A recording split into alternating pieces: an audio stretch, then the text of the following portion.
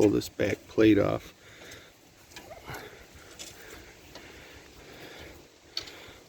Get that off. That's this motor side.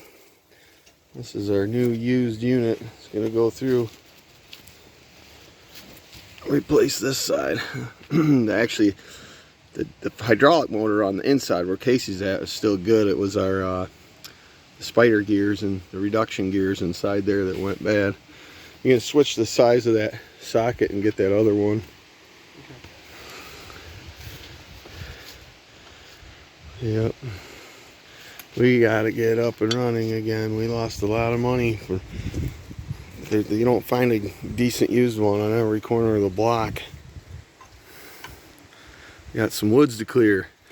And now hunting season's going to slow us down.